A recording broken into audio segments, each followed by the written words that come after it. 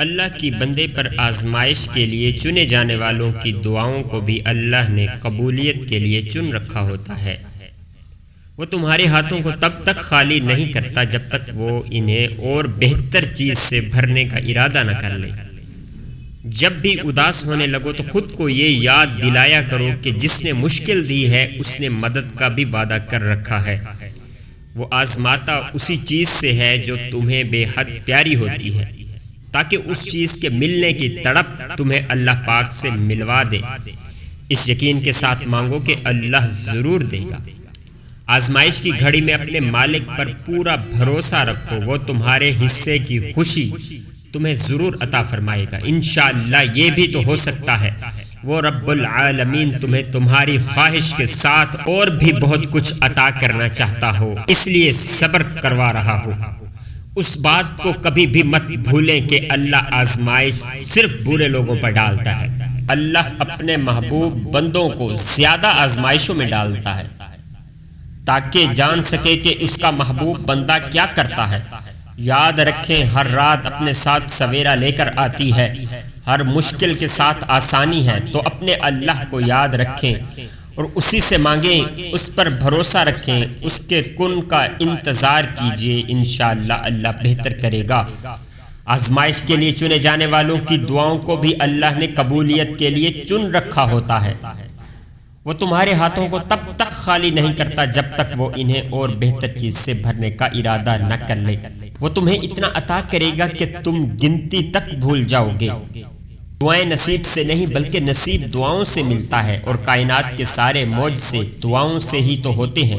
یوں مایوس بیٹھے رہنے سے کیا ہوگا؟ معجزہ تو اللہ کے روبرو کھڑے ہونے سے ہوگا۔ یقین کا دعویٰ کرتے ہو تو یقین رکھو، وہ بھی یہ سوچ کر کیوں گھبراتے ہو کہ آگے کیا ہوگا؟ جانتے ہو کیوں یہ بے چینی تمہیں ستاتی ہے؟ تم جلد باز ہو، تمہاری جلد بازی تمہیں تھکاتی ہے۔ تم ہر بار نافرمانی کرتے ہو اللہ کے فیصلوں کی، مگر آخر میں اس کی محبت ہر بار تمہیں تمہاری محبت سے بچاتی ہے۔ تم دیکھتے نہیں پر زندگی تمہیں ہر ایک حقیقت دکھاتی ہے۔ جس نے سنا ہے تمہیں ہر دفعہ اس کی بس ایک دفعہ سن لینے سے کیا ہوگا؟ اس کی چاہ کو چاہو پھر وہی ملے گا جو تم نے چاہا ہوگا۔ تم راضی رکھو اس کو، پھر وہی ہوگا جس پر تمہارا دل راضی ہوگا۔ سب کا سب تمہارا جب تمہارا کار ساز اللہ ہوگا۔ آپ کو پتا ہے اللہ ہمیں آزمائش میں کیوں ڈالتا ہے؟ تم کہتے ہو کہ درد اب برداشت سے باہر ہو گیا ہے۔ اللہ کہتا ہے کہ وہ کسی جان پر اس کی طاقت سے زیادہ بوجھ نہیں ڈالتا۔ تم کہتے ہو کہ یا اللہ میں ہی کیوں؟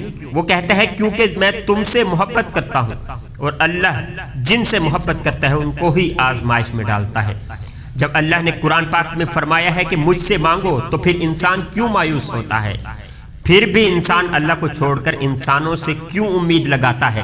جب تک اللہ نہ چاہے کچھ حاصل نہیں ہو سکتا، اور جب اللہ راضی ہو جائے تو پھر کچھ لا حاصل نہیں رہ سکتا۔ اس لیے دعا یقین سے مانگو اور پھر صبر کرو کہ تم نے مالک کائنات سے مانگا ہے، جس کے پاس تمہیں دینے کے لیے وسیع خزانے ہیں۔ وہ تو بس تمہاری پکار کا منتظر ہے۔ کچھ لوگ اللہ پاک کے ڈر کے لیے ہی پیدا کیے جاتے ہیں۔ اللہ پاک ان کو چن لیتا ہے، کبھی رلا کر، کبھی آزما کر، کبھی تکلیف دے کر۔ وہ اپنے خاص بندوں کو دوسروں سے الگ کر دیتا ہے۔ کچھ اس مقام تک چل کر خود آتے ہیں، کچھ کو کھینچ کر لایا جاتا ہے۔ بندے کی کیا مجال اللہ پاک کے حکم سے سرتابی کرے؟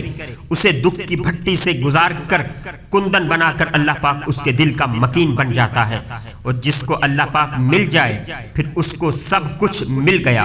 اللہ پاک کی محبت ہی اصل محبت ہے۔ اگر درد رات بھر سونے نہیں دیتا تو جان لو کہ وہ منتظر ہے تمہارا، ابھی بھی اس کا انتظار ہے۔ تمہاری دعاؤں کا مانگ لو، ابھی بھی کچھ نہیں بگڑا، ابھی بھی وہ سب ہو سکتا ہے جو تم چاہتے ہو، ابھی بھی وہ سب مل سکتا ہے جو تم مانگتے ہو، ابھی بھی قبولیت کی ایک گھڑی باقی ہے، ابھی بھی تہجد کا پلڑا مقدر پر بھاری ہے۔ دیکھو، جب اللہ اپنے کسی بندے سے کوئی شے لیتا ہے تو یا تو اس سے بڑھ کر بہترین شے عطا فرماتا ہے۔ یعقوب علیہ السلام نے اللہ سے امید لگائی اور اللہ ان کے لیے معجزہ کر ڈالا۔ تم بھی اس رب سے امید لگا کر تو دیکھو، یا تو بہتر ہے لے کر تمہیں بہترین سے نواز دے گا، یا تو بہتر کو بہترین بنا کر بہت خوبصورت انداز میں تمہارے پاس واپس لے آئے گا۔ اگر آپ کی آزمائش سخت سے سخت تر ہو رہی ہے تو ممکن ہے آپ محبت کی منزلیں طے کر رہے ہیں، ممکن ہے آپ اللہ کے محبوب بندوں کی فہرست میں گردانے جانے لگے ہوں۔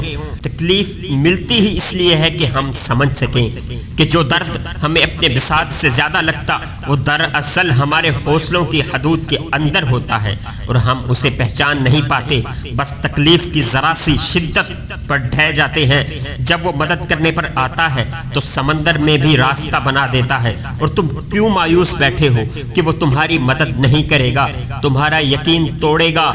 تم بس یقین کامل رکھو، وہ تمہاری زندگی بدل دے گا۔ دل سے اللہ کا ہر فیصلہ تسلیم کرنا ہے، اللہ کا ہر فیصلہ خیر اور حکمت سے بھرا ہوا ہوتا ہے۔